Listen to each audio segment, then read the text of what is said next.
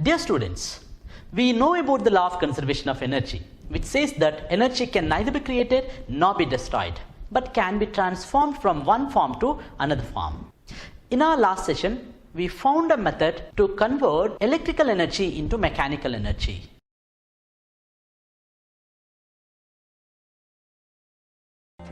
In the previous session, we learned the fact that a magnet can give us mechanical energy either by attraction or by repulsion. So, we can replace a magnet by an electromagnet, and also found that these electromagnets can give us mechanical energy. The direction of mechanical energy depends on the direction of electric current and magnetic field. In order to find the direction of mechanical energy, we made a rule called as left-hand rule, and this left-hand rule helped us to get the direction of mechanical energy and also the direction of the charges moving inside a conductor which is placed in magnetic field.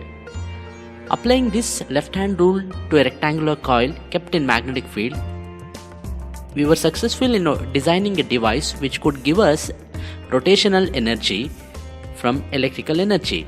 This is generally called as motor. A motor uses electrical energy to give us mechanical energy. This motor is helpful in many of the devices that we use today.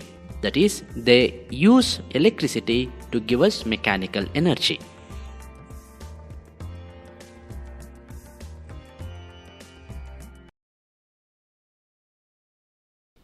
In this session, we are going to check whether the vice versa is possible. That is, we are going to study whether we can convert mechanical energy into electrical energy. 200 years back, whatever little amount of electricity that was produced using chemicals. The same technology that we use today in dry cells are the batteries of the vehicles. If we were using the same technology, that is converting chemical energy into electrical energy, we would have supplied a lot of chemicals to get the amount of electricity that we use now, which is completely impossible.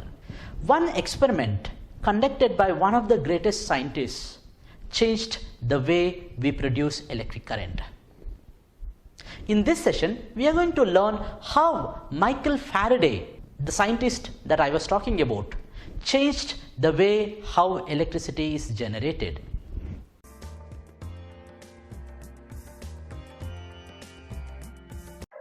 We are looking at a galvanometer here. Galvanometer is a device which detects even a small amount of electric current. This galvanometer is connected to the coils here, free to move inside a coil of wire. The black one is showing the coil of wire. When we make the magnet to move in and out of the coil, we can see that the galvanometer is showing deflection, indicating that small amount of current is flowing in the galvanometer when we move magnet in and out of this coil. Just now we saw that we got electrical energy from mechanical energy. Also, the electricity produced here is changing its direction. This current is called as alternating current because it is changing its direction with time. But the current in our remote batteries doesn't change the direction, that's why it is called as direct current. Alternating and direct. Now we will recreate the same set of experiments done by Michael Faraday in a simulation to understand how electricity can be produced using mechanical energy.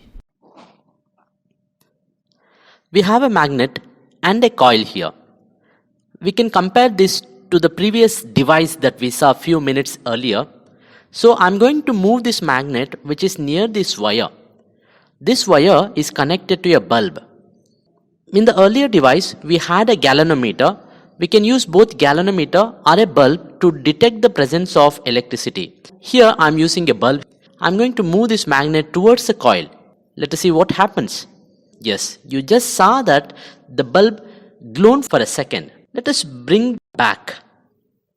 Even now, the bulb is glowing. When the magnet moves in or moves out, there is an electricity generated. So, I am keeping this magnet stationary outside. What if I am keeping this magnet stationary outside? No current, and I'm going to place it stationary inside. No current now also. So we can come to a conclusion that if the magnet moves, then only electricity is generated in the coil. Now we do some change here. We are going to move this wire towards the magnet. Yes, we can see that even when we move the wire towards the magnet, electricity is generated. Even when the magnet moves or when the coil moves, electricity is generated. Finally, we can say that when there is relative motion between a magnet and a coil, electricity is generated in the coil. Faraday did the same experiment and gave a result that when a magnetic field linked with the coil changes, either by moving the coil or by moving the magnet, we are making the changes in the magnetic field nearby this coil. When a magnetic field linked with the coil changes, here when the coil moves away, the magnetic field decreases. When I move this coil towards the magnetic field increases. Or when I bring this magnet near the coil, magnetic field near the coil increases. When I move this magnet away, the magnetic field near the coil decreases. So when a magnetic field near the coil changes, either increasing or decreasing, a current is induced in the coil. This is the result of Faraday's experiment.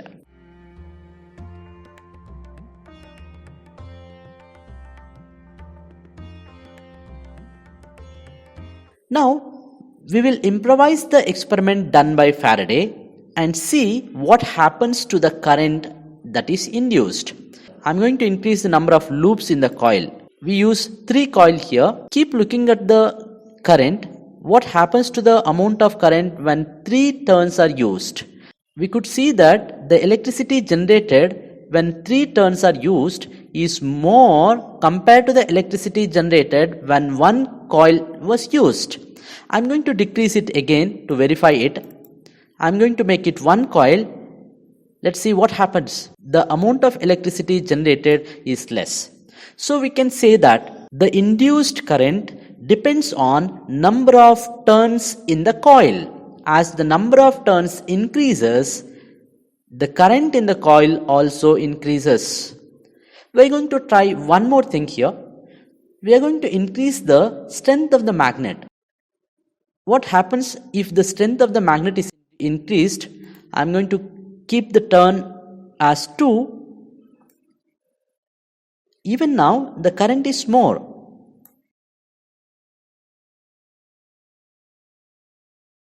I'm going to make this strength less. The current is less.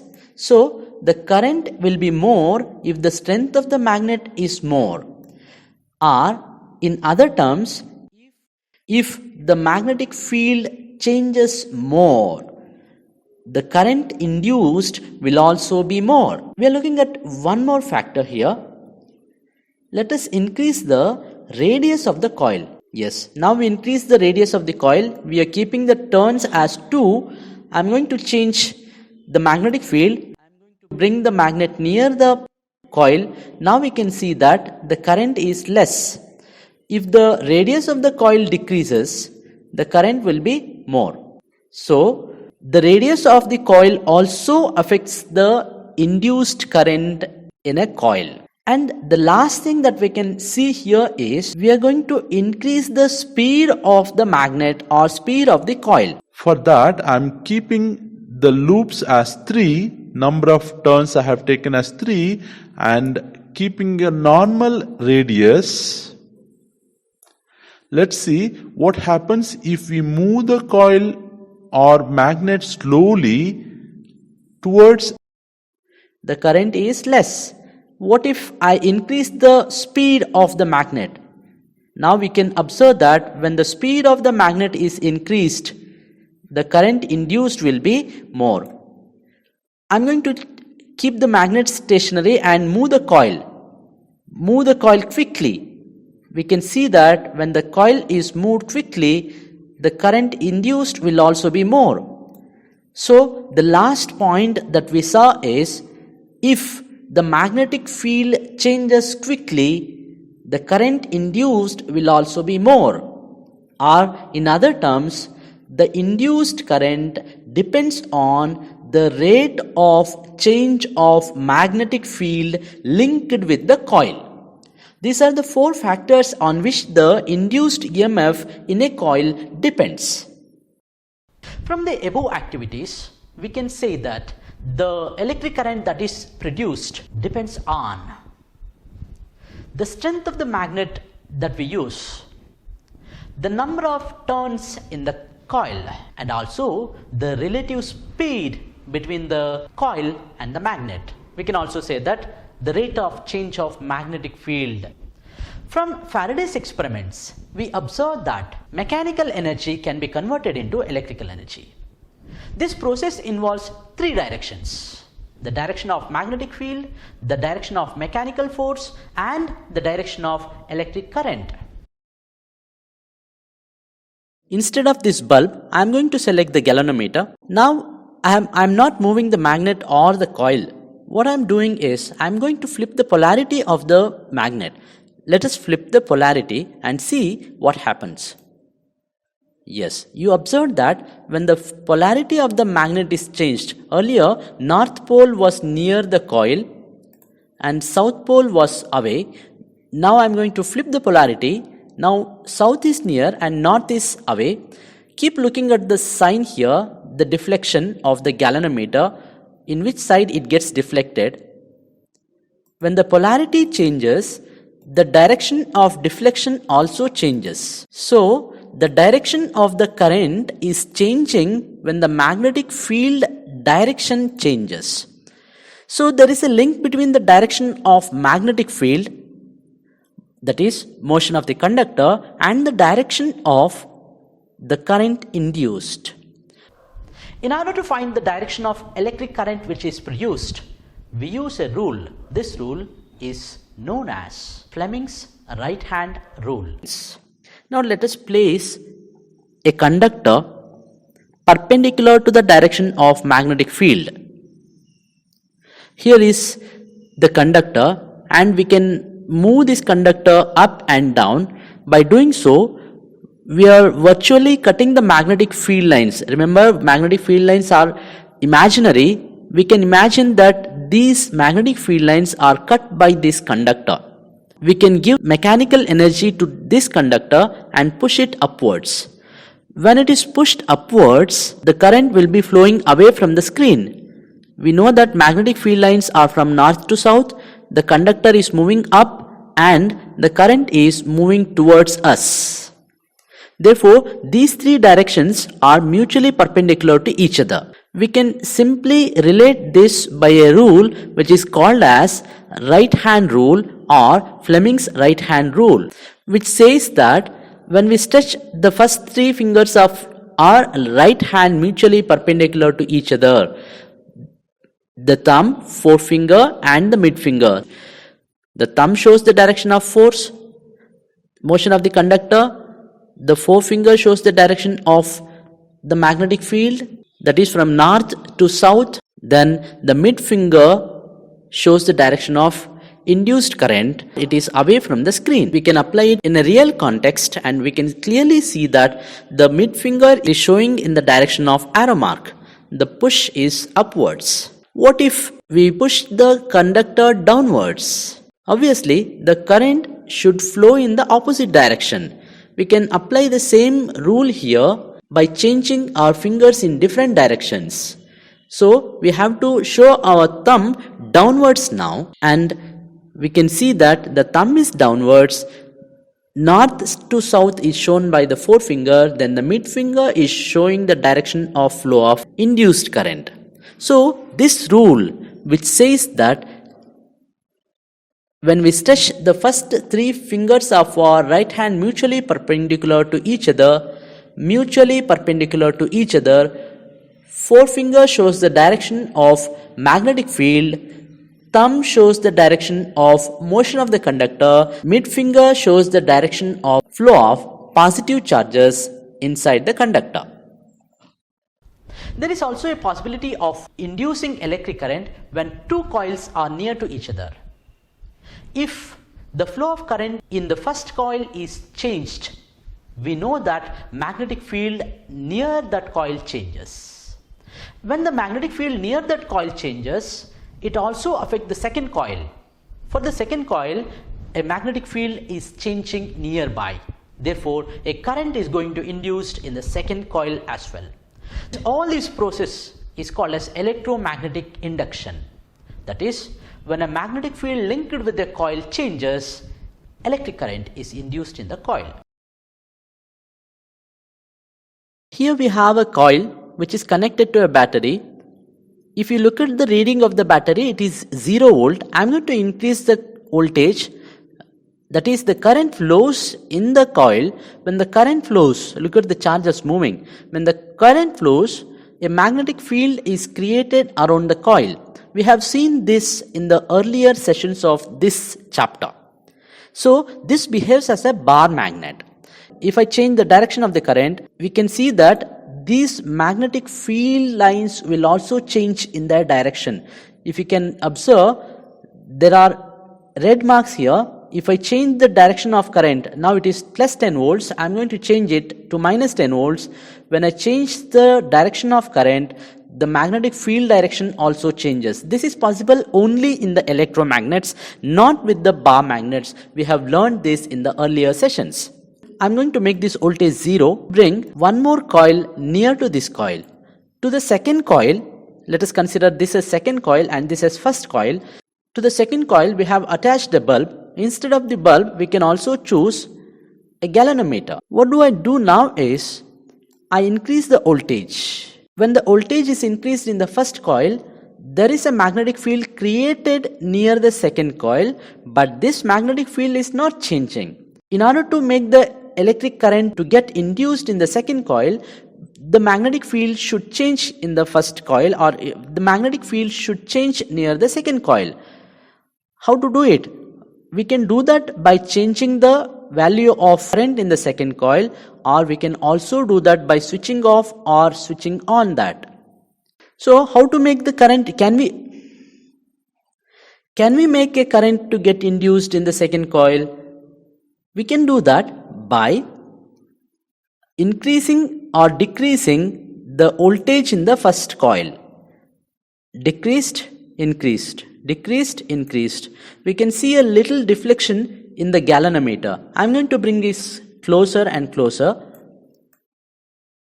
See, when the voltage is increased and decreased, there is a fluctuation in the galvanometer, indicating that when a magnetic field linked with the second coil changes, a current is induced. This type of induction is also called as mutual induction. In the previous sessions, where we were studying about motors, we supplied electrical energy into the coils to get rotational mechanical energy. We use the same setup here, supply rotational mechanical energy and check whether we can get electrical energy. We have a rectangular coil of wire kept between the two poles of magnets. And the armature has a pink part and blue part of the wire. Let us rotate the armature in clockwise direction. That is, the pink moves up, blue moves down. In order to find the direction of electric current which is induced, we can make use of right hand rule. The thumb, mid finger and the forefinger show mechanical force, magnetic field and the direction of induced current. We can apply this rule to different parts in this armature. The forefinger here shows the direction of magnetic field, mid finger shows the direction of current induced, and the thumb shows the direction of mechanical force. First, let us apply this to the pink part and then to the blue part. Now, the thumb is showing up, the forefinger is showing the direction of magnetic field from north to south, then the mid finger is showing the direction of current. We can also apply the same rule to the blue part. The blue part moves down, therefore the thumb should go down. The same rule.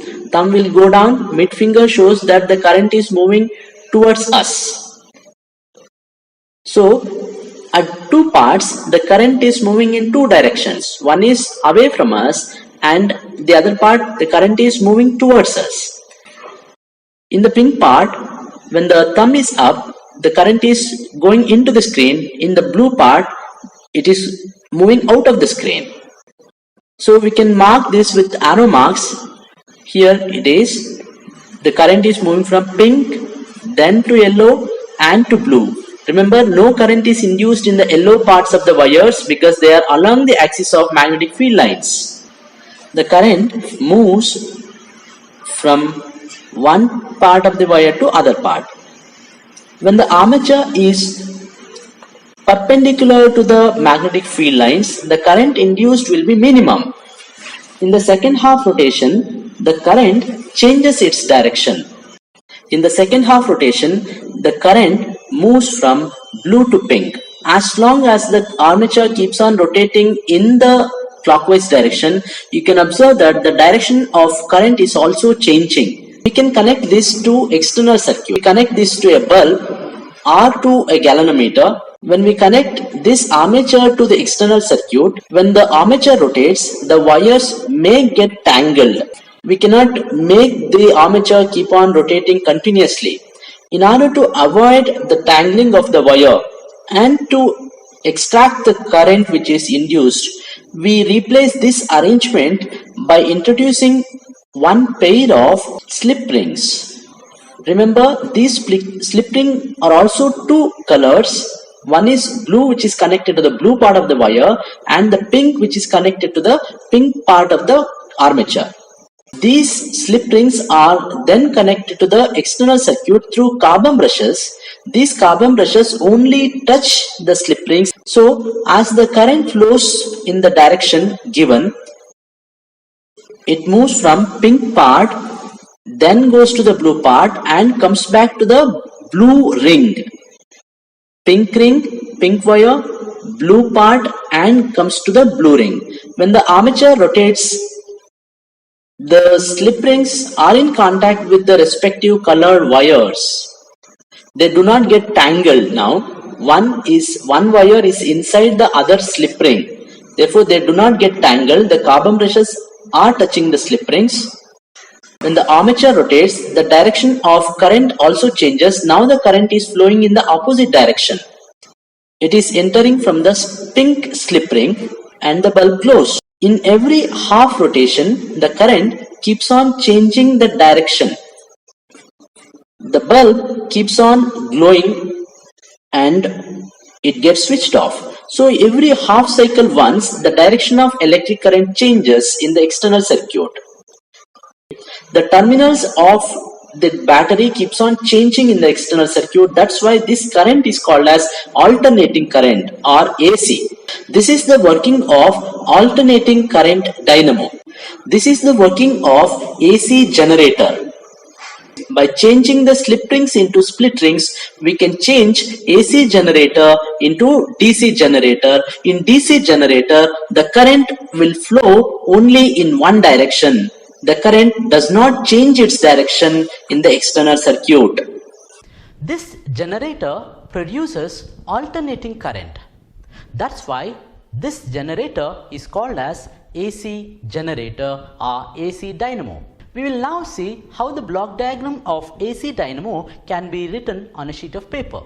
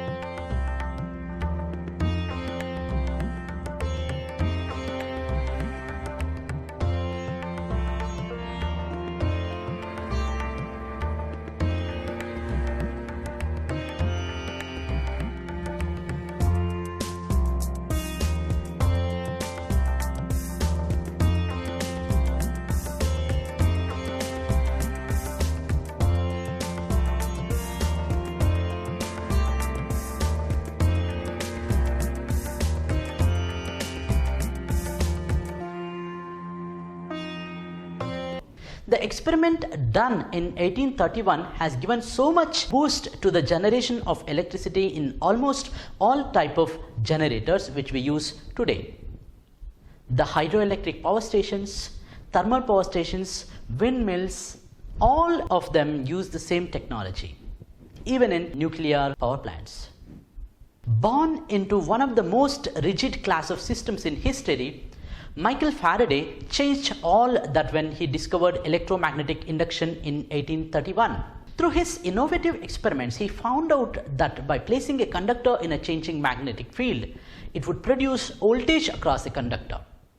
In simpler terms, he found a way to cause an electric current, and that discovery was later applied to many devices that we use today. Thanks to Michael Faraday for that simple experiment which changed our lives so much.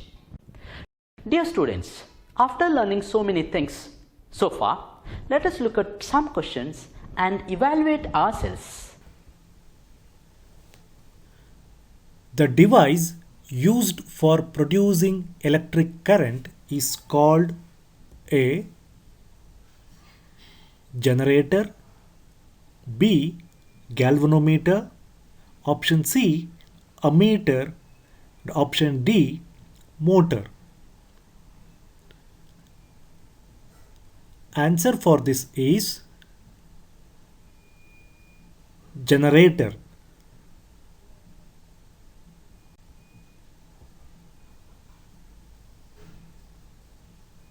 An electric generator converts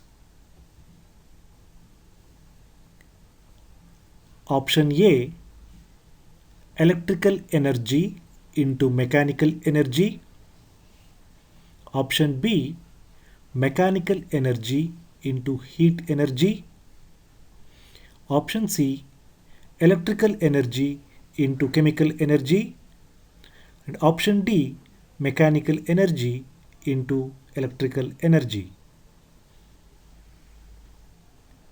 Answer for this question is option D mechanical energy into electrical energy.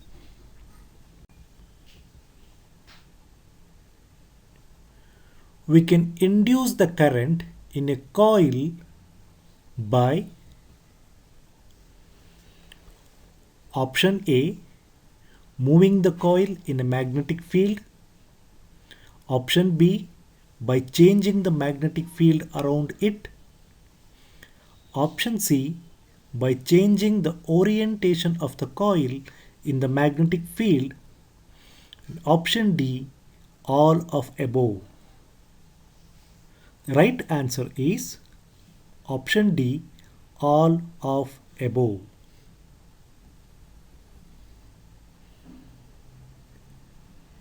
AC generator works on the principle of option A force experienced by a conductor in magnetic field, option B magnetic induction, option B electromagnetic induction, option C electrostatic, option D force experienced by a charged particle in an electric field. Here are some questions for the homework that you can practice at home and check it with your teachers to find whether they are correct or wrong. Homework questions. Explain the principle of an electric generator.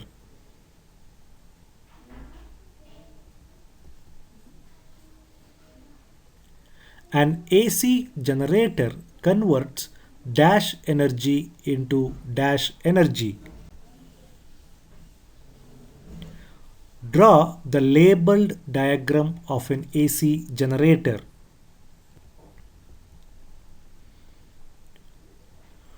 What change should be made in AC generator so that it may become a DC generator?